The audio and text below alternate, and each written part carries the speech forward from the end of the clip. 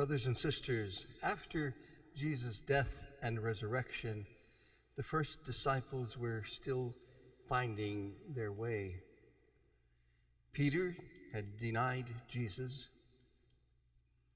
had denied even knowing Jesus, and all the others had fled Jesus' company in the garden when he was arrested. Only the beloved disciple stood at the foot of the cross with Mary.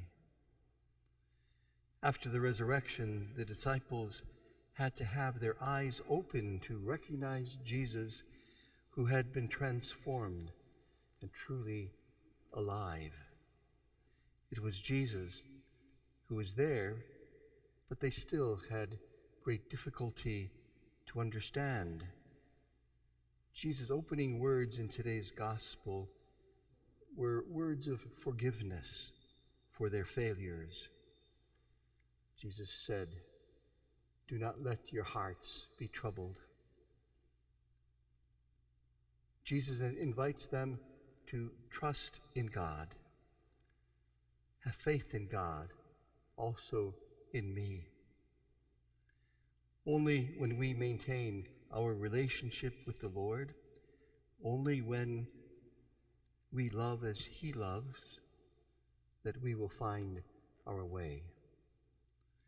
They first needed to find the indwelling of God in their own hearts, and the disciples received the presence of the indwelling of the Spirit in its fullness at Pentecost, which is what Jesus experienced. That's what he experienced throughout his own lifetime.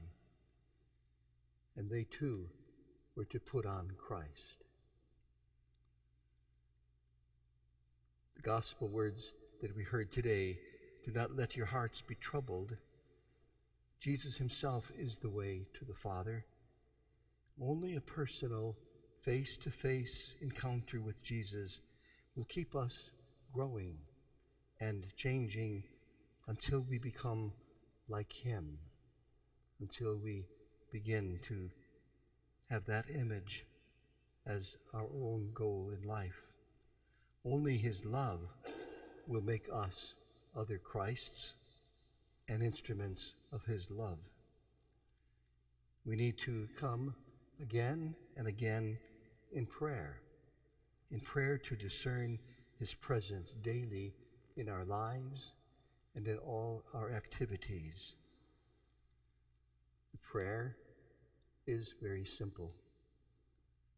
Lord, show us the way.